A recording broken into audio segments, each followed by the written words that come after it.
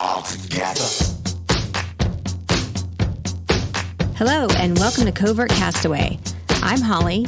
Je suis Stéphane. Join us as we share what we learn and how we're making the transition to wingboard cruising. So we have a lot to catch up on. We have been busy and have a lot to talk about. So I guess, first of all, we should start where we left off, which was we were in France, and now we're in Tahoe. It's a lovely, beautiful day. It's a little cold, huh? Mm-hmm. Normal for this season, Yeah. finally. Big storm coming in. But we were in France, and we were ready to start catching up on some of our podcasts, and you caught COVID, and I didn't really want to sit next to you with the mic. How was that? How was your COVID experience? Yeah, that was a week of doing okay, and where I got relegated to sleep in the bunk bed by myself. In our Airbnb. Yeah. Yeah, but it wasn't too bad. Like, you still have a little bit of a cough, but not too bad. Yeah. And I feel after we flew back, I felt like I was feeling better like before we left. And then, I don't know. Yeah, just to be clear, you tested negative before we got on the plane. Yeah, so twice. so there was that. And then I don't know, maybe the jet lag. Yeah. And then Little tired. Yeah. Yeah. And so then I was like, oh, I'm getting a second round of COVID. Yeah. And the symptoms, not COVID itself. Yeah. And then I've been buzzing back and forth and all around the planet on business trips. So we finally had a minute to kind of settle down. I wanted to catch everybody up. So last we left off, we had talked about our new boat, the Outremer 52, and we were also in Le Grand Mott getting ready for Outremer Week. And that's more of the training and all of the courses and classes for that. And we sat down and we thought about what we wanted to share with people about the training. And rather than just talk about Outremer Week, we thought it would be useful, you know, now that we've had a bunch of training under our belts on the performance boats and also general topics that would apply to anybody, in addition to having a couple seasons experience on the boat and then all of the things we did prior to getting on our boat, the training, we thought we might share a perspective on, you know, what would a couple want to learn or take courses on or get leveled up on if one person had a little bit more experience, well, in your case, a lot more experience than me. And so you have one person with experience, one person with a little bit of experience, and then you're going into, catamaran sailing. And then for us, performance sailing, which is just having specific experience for the boat. So we wanted to talk a little bit about that. Do you have anything else you want to add? Yeah, I think by now you've got a lot of experience too. Yeah, okay, fair enough. But it's a lifelong kind of project. I think it takes a couple lifetimes to be really good at sailing, for sure. You learn something new every time you step on a boat. So what we thought is, in the context of having two people, you know, with different levels of experience, like there's sort of things that, you know, how I feel about it is I have a steep learning curve, but I want you to continue to learn, you know, on these, on the boats and continue to grow your skills. So does it really make sense for you to relearn what I've learned and to take the same classes at the same time? You know, there's things I need. You've spent more time doing passages and on boats and probably have a lot more experience on the sailing specifics. And so I kind of have some catch up to do. I don't know. Yeah, I mean, I think you have to focus on something. And the danger is to spread the time you have to train on too many things. Yeah. And I think it's great to, I mean, we'll dive into this, but I think the fundamentals is what you're going to do every day. Yeah. It's just sailing, maneuvering. Yeah. You know, and between the people in the couple, like, and that's what people need to feel comfortable about. Yeah. And I think that's why you decided to do what I did. to really focus on that. Yeah. So Yes, and the other thing is we've observed a lot of because I've been in a lot of classes and on boats with a lot of different skill levels, as you have too. There's some things that are useful to learn before you even step on a boat. Like if you don't have a lot of time to be on a boat, there are still things you can do to learn. During the winter, yeah. In our case, there's things to bone up on. Yeah. So that's how we kind of broke it down. So we're going to go through from kind of the basic set of things you can do at home, ways to practice, and then, starting to look at different courses or things you might want to look at. So first set of category is sort of the basic theory and the skills. So that's like basic sailing principles, understanding basic line handling and knots, things like that, things that you can do before you even go on a boat or take a class. And I think understanding the theories, there's a lot of content out there, wouldn't you say? Yeah, which is also a little bit of a danger because it's ideally you find one channel, one YouTube channel, or one online course that gives you from beginning to end, because you can be lost quickly and hear different opinions. Yeah, I would definitely recommend, like I did sign up for you took the RYA and you got the certification and you flew to Halifax and all that to do your actual practical exam. But I signed up for the online course and I actually thought that the theory was really good. Yeah, and we're talking about I forgot the exact name, but it was coastal navigation. Yeah. And the course was really well done. Mm-hmm. And I was able to do it online by myself. And but there's even more basic courses. I imagine. Yeah. Yeah, I haven't checked, but I imagine they have probably for many levels. Mm-hmm. So hopefully they have some. Just to understand basically how sailing works. So there's that. There's also local sailing clubs. So we joined a local club here, Club Nautique, as we said in podcast before. And they do a good job and they have coursework that you can look at as well. So any local clubs can do that before you even get on a boat. And then the knots are important and they're definitely easy to practice. When you get on the boat, then you watch people do them different ways and you can learn easier ways. Like I definitely learned an easier way this time. Mm-hmm. And then the line handling and throwing. What I've also noticed, and had I done it all over again, because by this time I know how to do it because we were even on our own boat. But just to practice in the backyard, like how to throw a line to a target on a long distance is, I think, a good thing to just practice at home. You could do that pretty easily, setting something up. Yeah, I mean, you need a bigger line. Yeah. You need, like, ideally also a wet line, so to understand that quickly if you drop the line in the water, you need to retrieve it quickly, and you still have to throw it, but now you have a heavier line that is wet. Yeah, and there's techniques for it. Nikki has this great technique where you basically start with your hands really close together with a bunch of line in both hands, looped kind of in both hands, and then you fling your arms apart like you're doing a big ta-da, so you kind of fling your hands up. I'm doing it here in front of Stefan, but you guys can't see me obviously. But anyway, it's a great technique to learn. There's things like this that... And make sure you hold on to the line. Yeah. I step on the end for me. So anyway, things like that. And then the other thing I think, which would be really good is just the vocabulary. So understanding different parts of the boat, certainly, but making sure that you're using the same vocabulary as your partner. You had different words for things than I had, and we finally got on the same page about what we called things.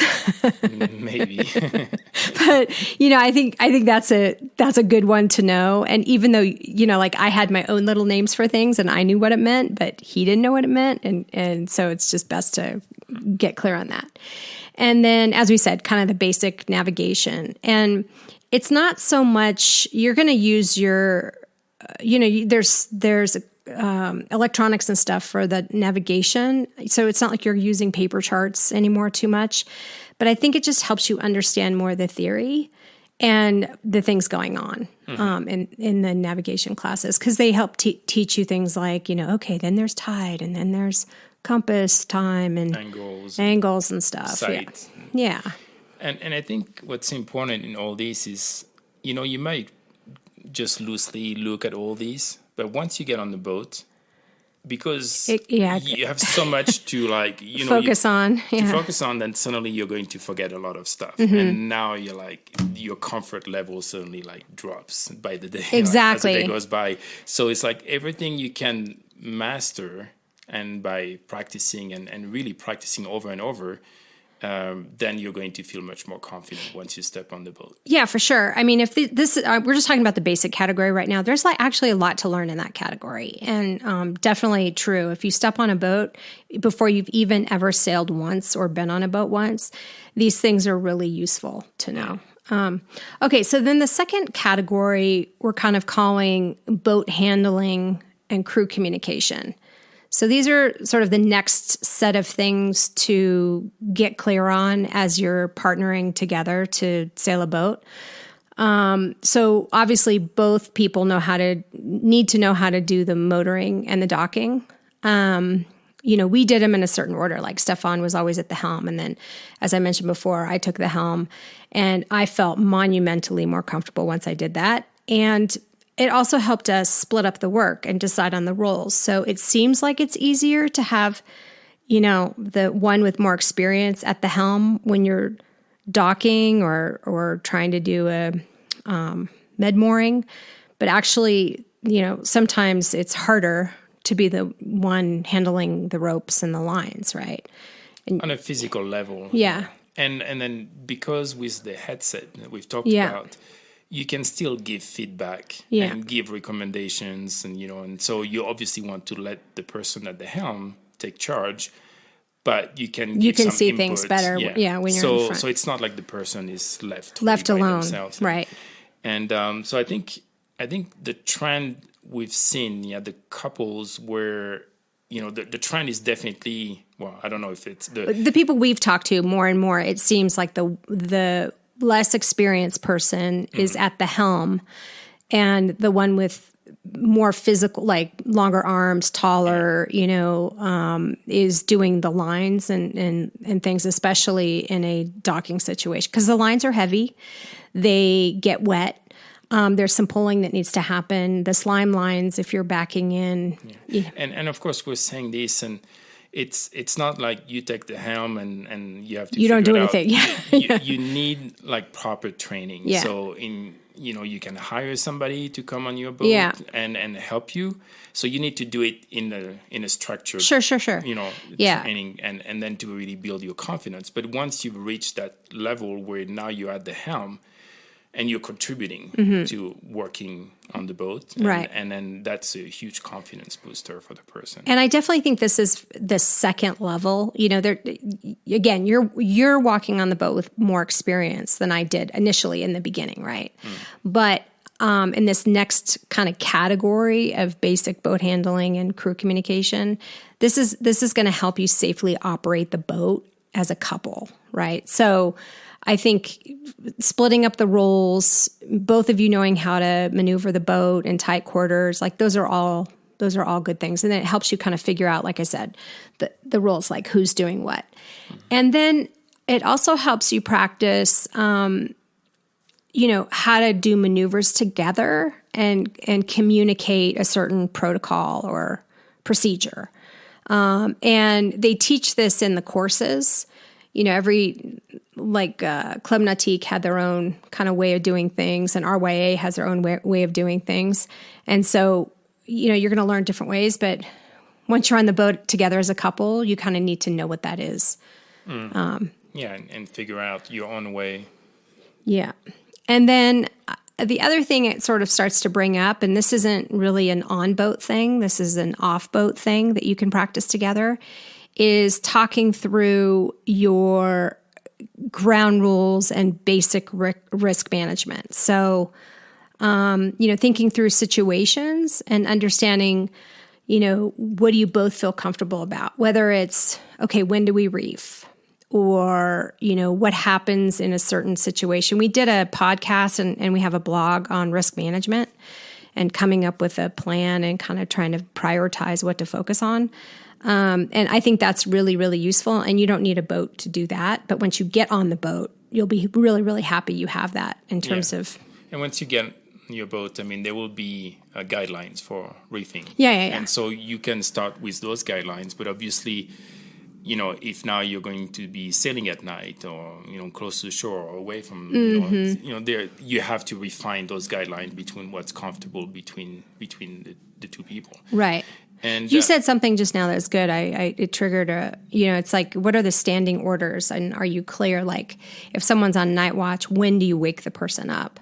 I mean, these things might be obvious to people who've maybe been on boats a little bit longer, but when you're first sort of sailing together, it's good to know, do I wake you up every time, I have a question, or do I wake you up when I start to get afraid of like the certain angle or, these kinds of things. Yeah. And typically it will be like, okay, if the wind goes above a certain level, then maybe you wake me up. Or if the wind shifts, so many degrees, then, most likely we'll want to tack or jibe or something. So let's wake up the other person. So it's like when to do certain things, but there's also the standard operating procedures on how to do those things. Mm-hmm. So you talked about reefing.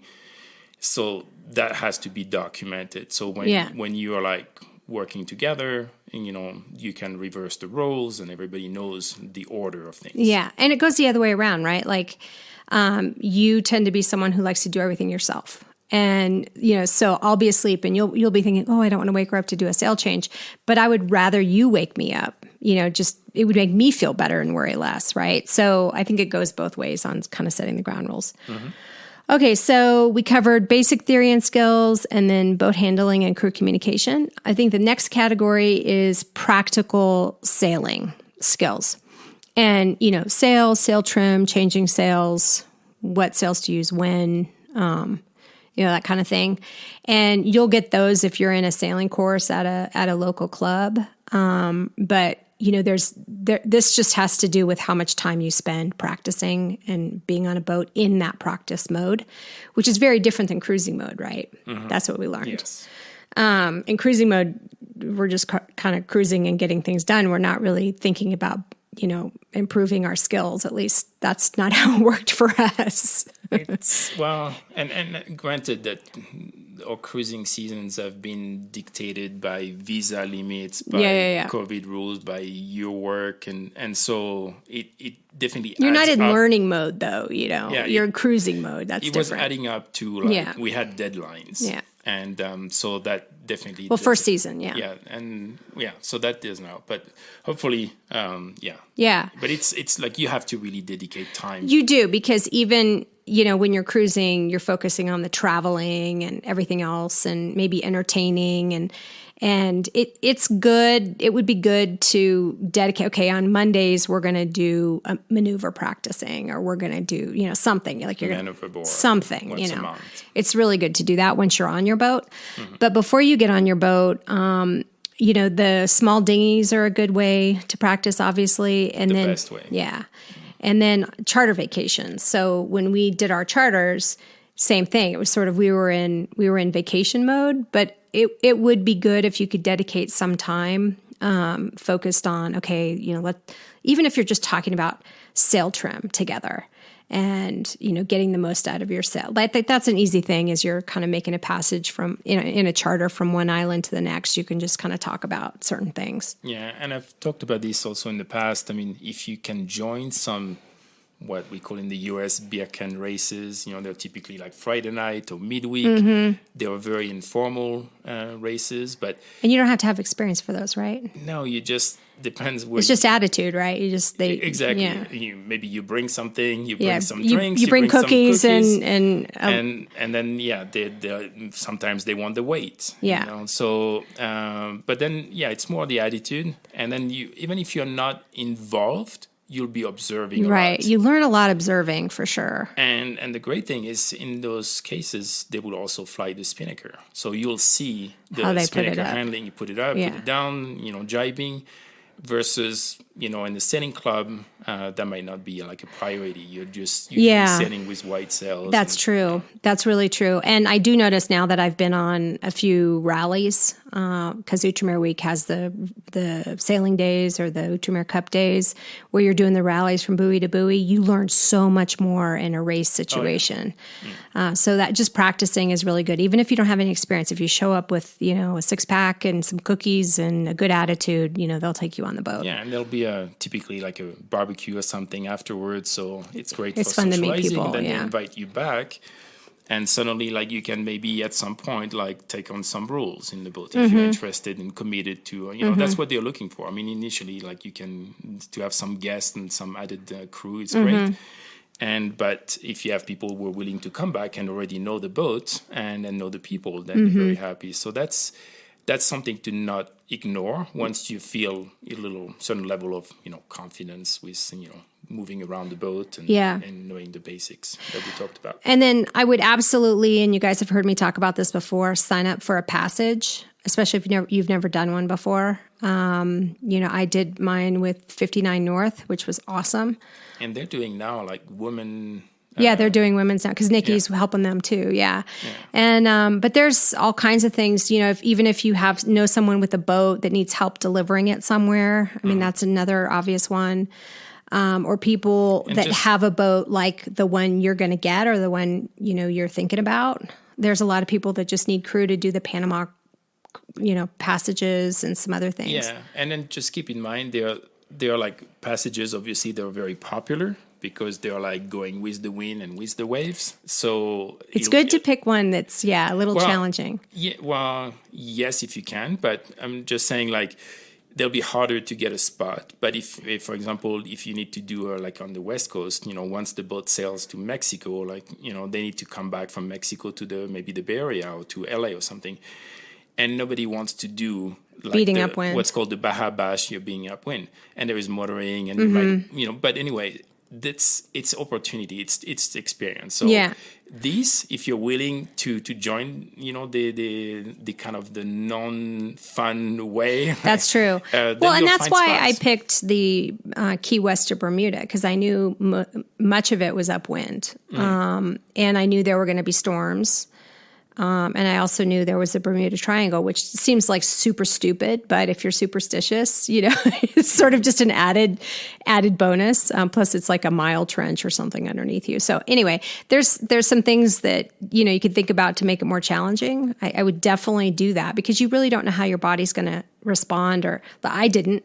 And I think I said this in the podcast about it. I think it was in season 1, where the guy who was my bunkmate, like, got seasick the entire time. He was sick for all 8 days. And, he was planning to sell his house and buy a boat and put his family on the boat. And afterwards he was like, wow, I might really need to take another look at my plans because he just didn't know. He had never been on a passage. I didn't have that experience. I slept great. I was fine. But, it's just good to kind of shake that stuff out. Yeah, that was a good investment. Yeah, on his part. Time and money to realize that, going down this path was not for him. Yeah, so that's basic, like, practical skills. And then there's what I would call advanced skills. So I think there's 2 tracks for the advanced skills. One is just more advanced sailing situations. So, for instance, putting yourself in situations, like a coastal, what was it? What was the ROA thing you did? Yeah, like coastal navigation. I mean, that's where you go a couple weekends and they wake you up in the middle of the night and they pull, Oh, you mean with the? Remember No, not with U.S. sailing. U.S. sailing, yeah. Yeah, so. And they ran drills, right? Yeah, I don't remember too many. Well, yeah. But they pulled a seacock, right? Yeah, you have different drills where, they drop like something in the water and then, maybe 30 minutes later say, oh, you need to go retrieve, and you didn't know about it. So hopefully you have your tracks, and then you have to take into account the wind and the current, and then try to start doing a certain, not circle, but a certain shape around the area you think the buoy is at, and then try to retrieve it. So yeah, you have drills like this. So they were like, and in the case of U.S. sailing, that was for the coastal passage making, and it was 5 weekends.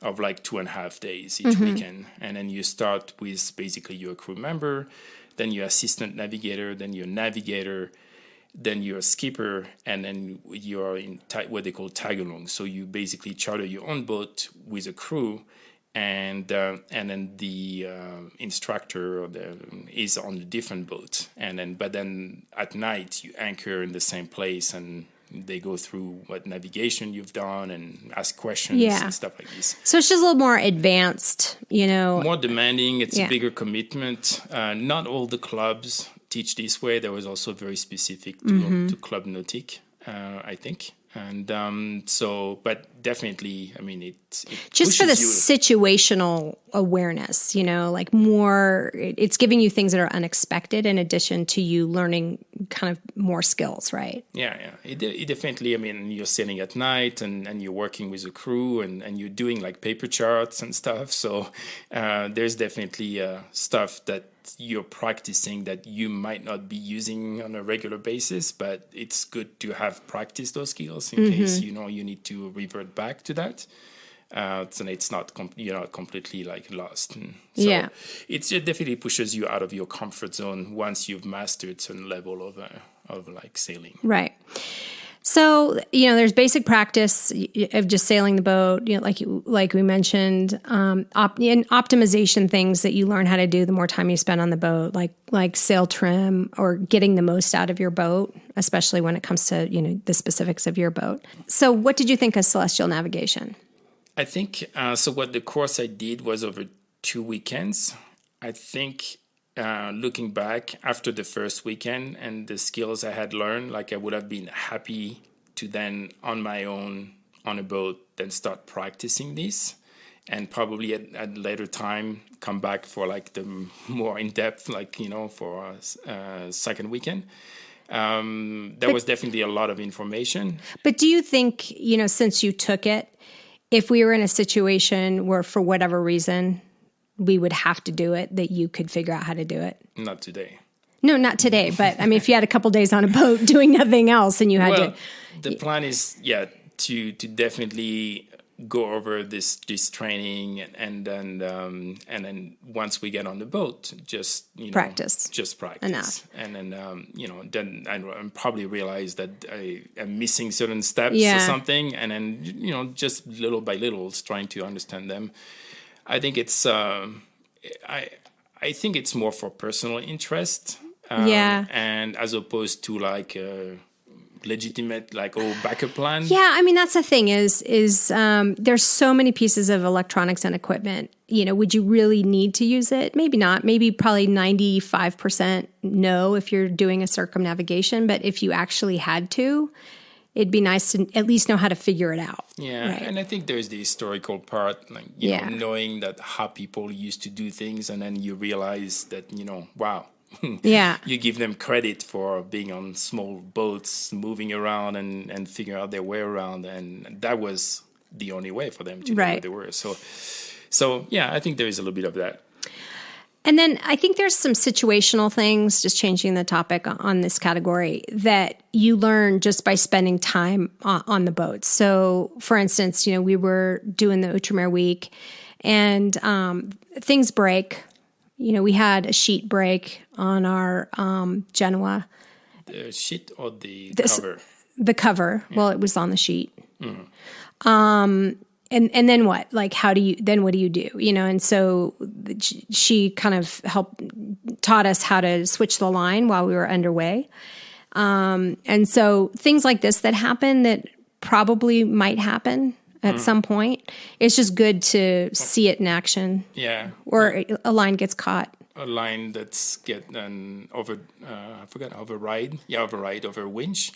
So suddenly, you cannot remove it. So just to know how to use leverage to be able to undo that. Yeah. Stuff like these. Things like this, they're not emergencies. They're just things that happen. Mm-hmm. Or your anchor gets pulled up by some other boat or something. Like these things happen, when you're out there. So just at least seeing it take place.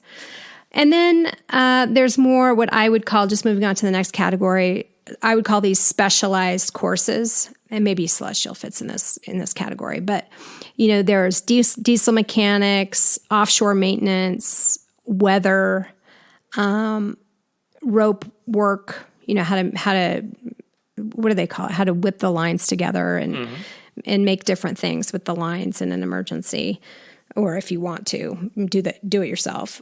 So these are more specialized courses. A lot of these were taught through Uchmer for the ones that we took. You can take them elsewhere as well. But those were really, really good, I think, to have overall. If you get a new boat, you have to have a Volvo certified dealer do your maintenance the first, 2-3 years? 2 years? 2 years. Yeah.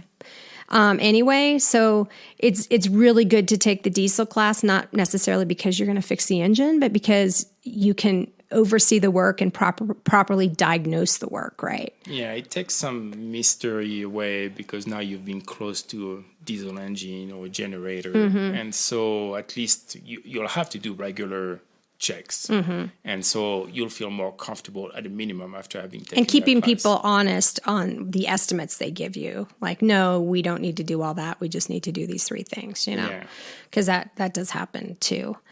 And then I found the electrical course to be good. First of all, anything electrical, I would always want to get an expert.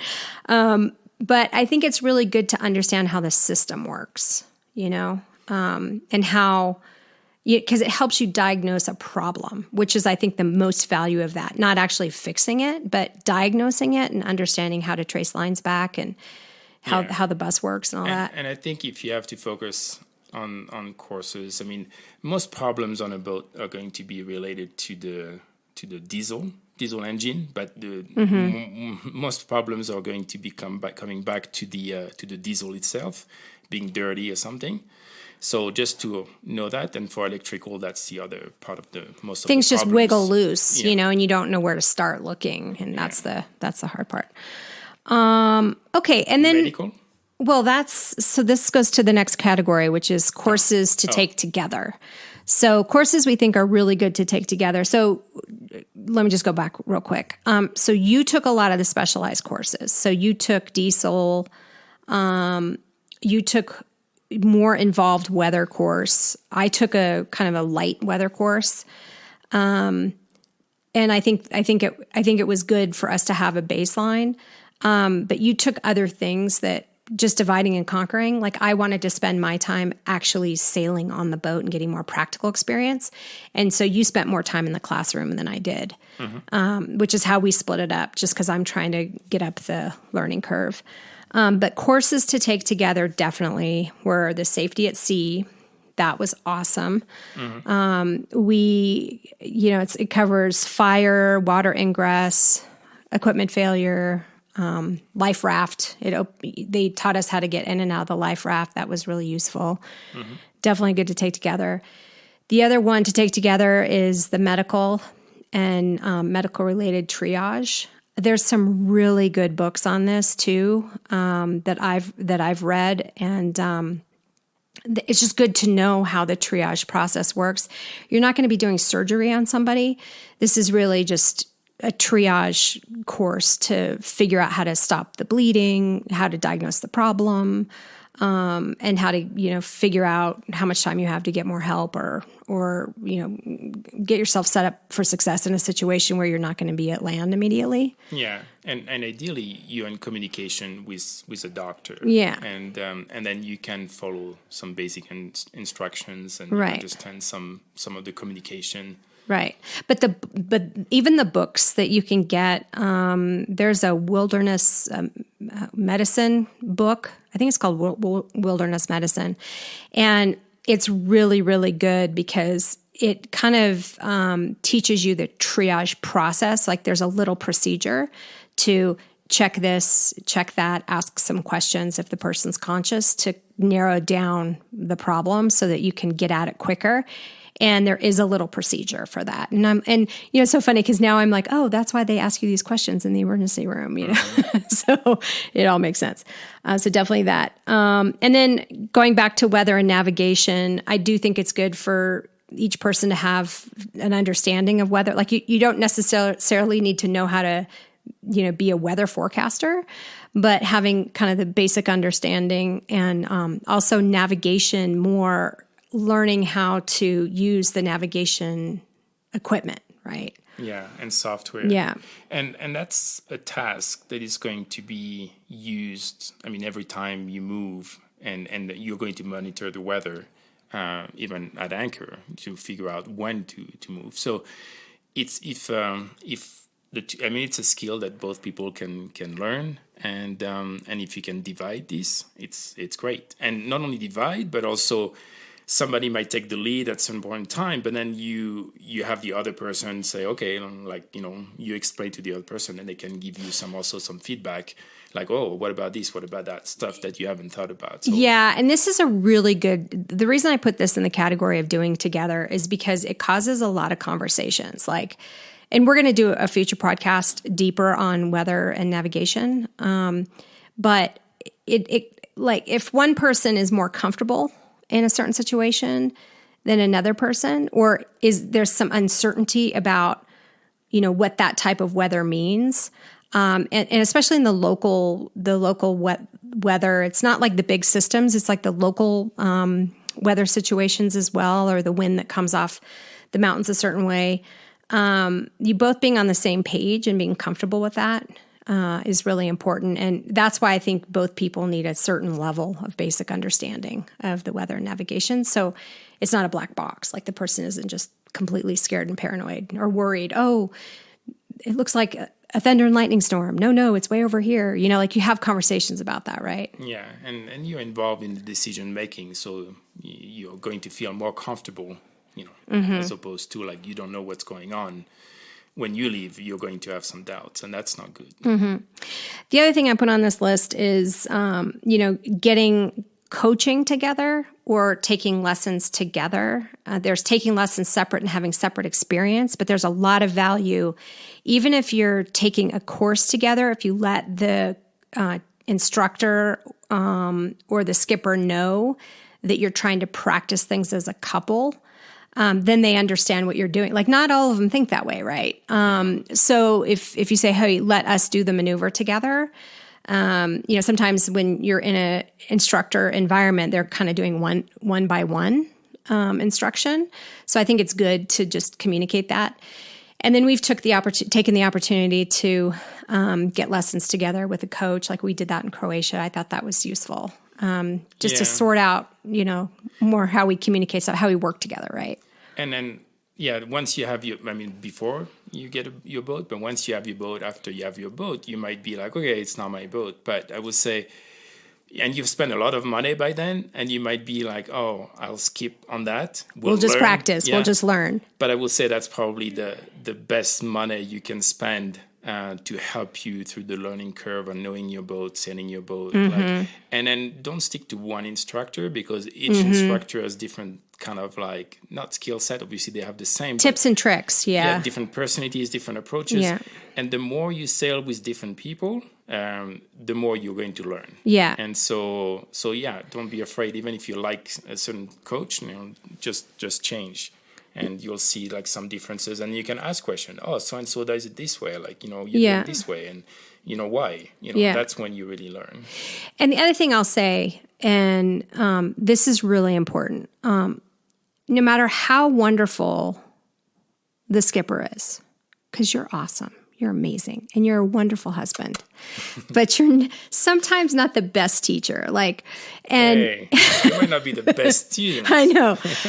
But the point is, I think it's a heavy burden to put on your experienced spouse. It could go the other way, the wife or the husband, but it's a big burden to put on the experienced spouse to also be an experienced teacher. It's a different skill set, right? There's you're a great skipper, but maybe not a great teacher, or you're a great teacher and maybe not a great skipper.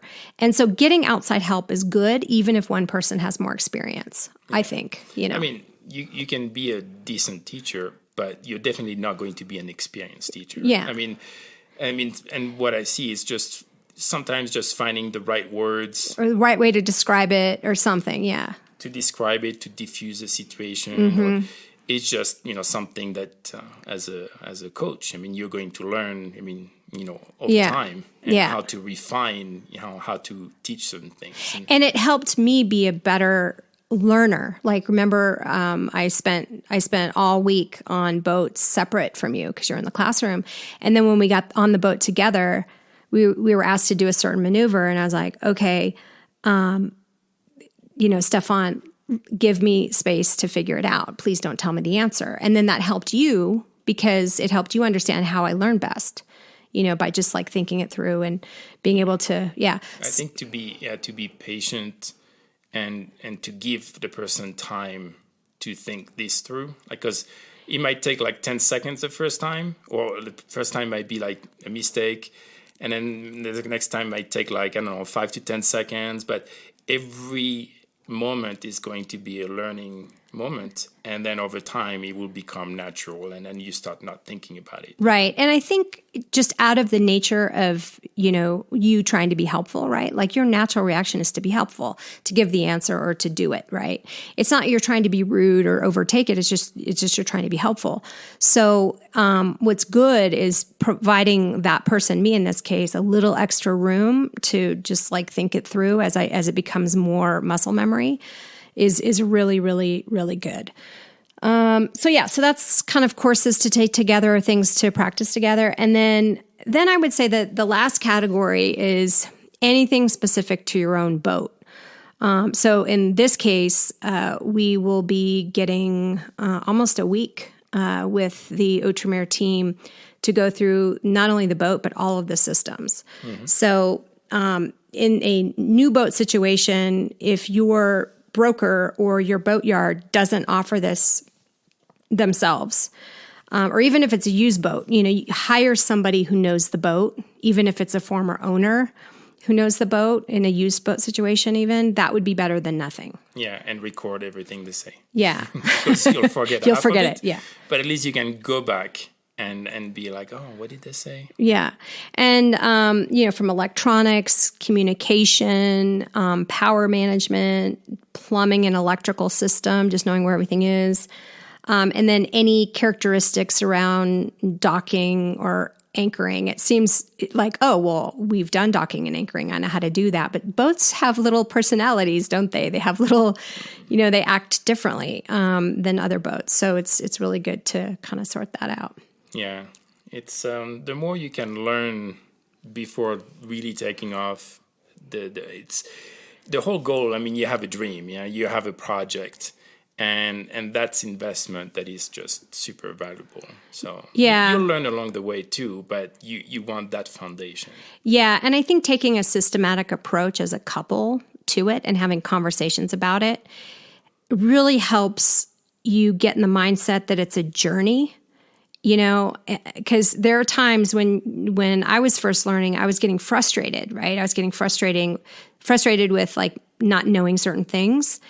And maybe in your life on land, like you're at a place in your life where you feel like you know a lot about a lot of things, and then you get on a boat and you just feel dumb, And so it's frustrating, and it can kind of kill the dream if you're not careful. Mm-hmm. And so I think if you understand it's a process and you have a plan to, continue to improve and push your boundaries and communicate together how to best make that work and get help, not being afraid to get help. I think those are really things that could help set a couple up. Yeah, and maybe like make a roadmap, because definitely for the person who is the least experienced, to not miss that opportunity at the beginning. Yeah. To be like really, really committed, and it might be hard and challenging, but to know that's really like a moment where you can learn in a good environment. But maybe to build a little roadmap over a year and be like, okay, where do I want to be by the end of the year? And to not be afraid to say, okay, like in a month or 3 months after we left, we're going to bring back a coach and go back, we might be doing things like we might have drifted away because you're learning the right way. And then what happens is human nature, you drift.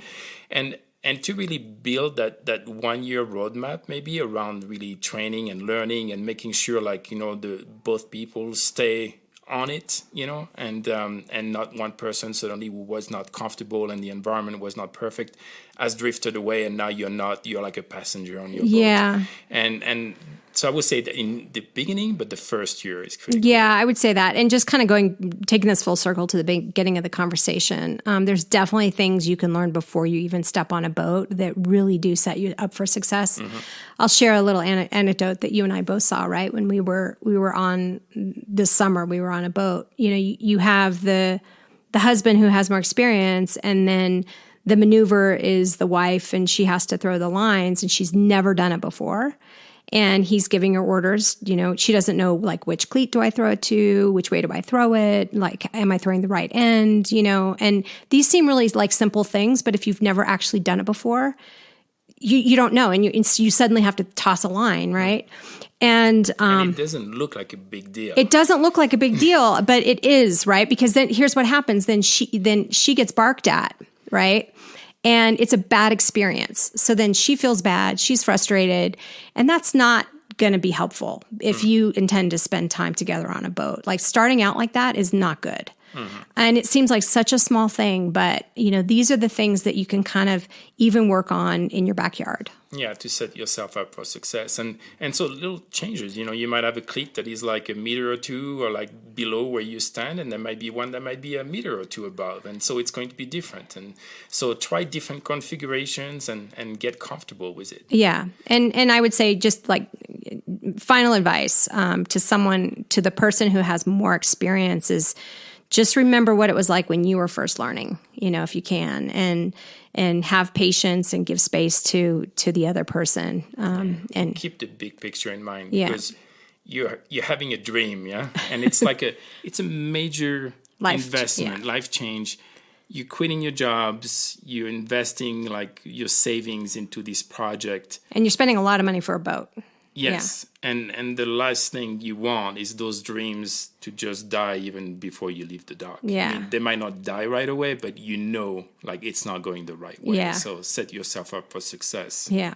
It's worth it. Anyway, so hopefully this helped you. I think what I'm going to do is just sort of put this in a blog and post it on our website in case you want to refer back to it. So check that out. And so look forward to our upcoming podcast on weather and navigation. Fair winds for now. Cool.